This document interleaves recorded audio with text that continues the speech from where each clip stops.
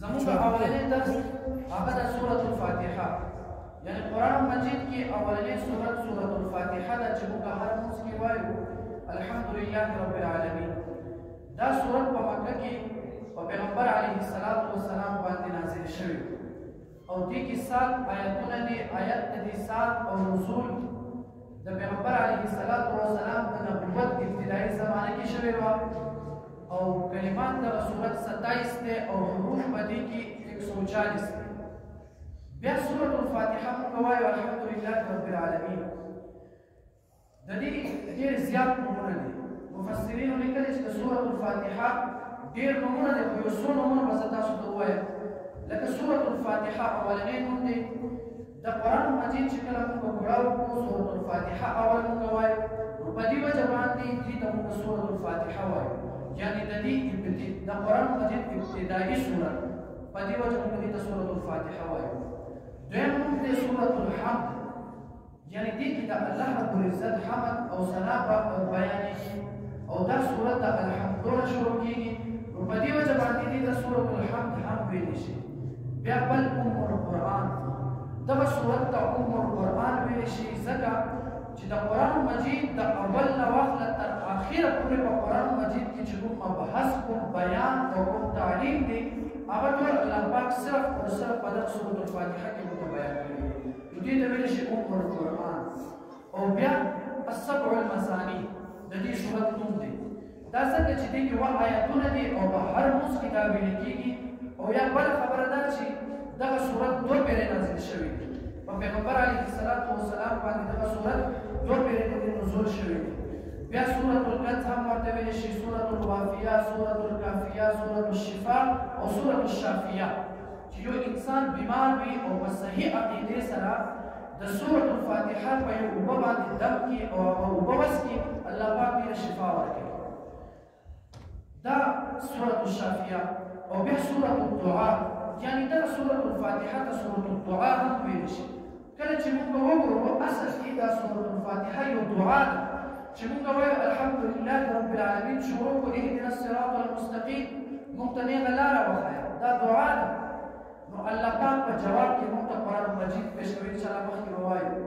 او بیا سورة التعلیم المسأله سورة السوال هم دی.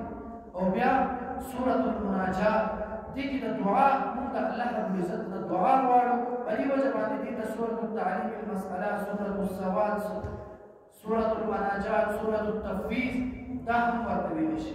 او بیا سورة النور هم ورته ویلی شي، سورة الشکر هم ورته ویلی شي او سورة الصلات هم ورته ویلی شي.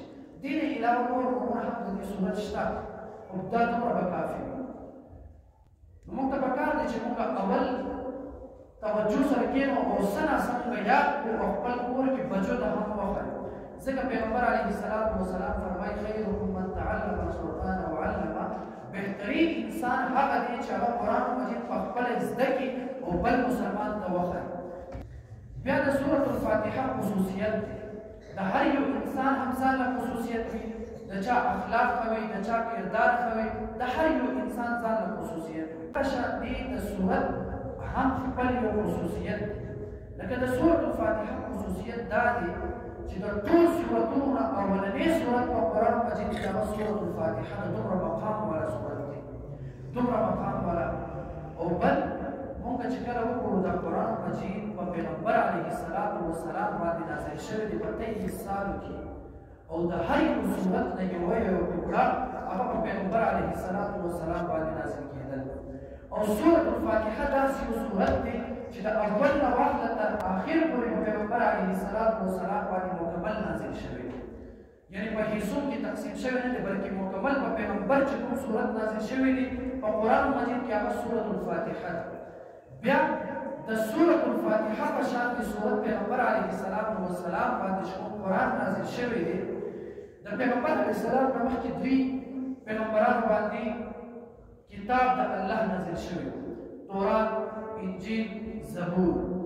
دا سورة الفاتحه داسې یو سورت دی چې نه په تورات کې د دې په شان دی، د دې په مثل او د دې د نظیر په شان یو سورت نه په زبور کې او نه په انجیل کې او نه د قرآن مجید د الف لام میم نه واخله تر والناس پورې د سورة الفاتحه په شان بل یو سورت نشته. دومره عظمت والا صورت دی. اوس موږ سوچو چې د ټول قرآن یو وړوکی یو صورت دومره عظمت لري، پوره قرآن څومره عظمت لري. بیا سورة الفاتحه بل یو خصوصیت دا دی چې کله یو انسان یو کار شروع کوي دغې به څه مطلب او غرض وي. کله چې موږ سورة الفاتحه شروع کوو نو موږ الله ربالعزت نه دعا غواړو چې الله موږ ته هدایت راکړه، الله موږ ته نېغه لاره وښایه. جواب کې الله پاک فرمایي زما بنده اهدنا الصراط المستقیم، تا د نیکې لارې طلبداري وکړله، ما نه دې وغوښتله، اوس به داسې وکړم چې زه به درته نېغه لاره وښایم. جواب کې الله پاک فرمایي الف لام میم ذلک الکتاب لا ریب فیه. کوم لار چې ته غواړې، کوم بهترینه لار باندې ته تګ غواړې، هغه لار دا دی چې موږ د سورة الفاتحه نه پس روان دی.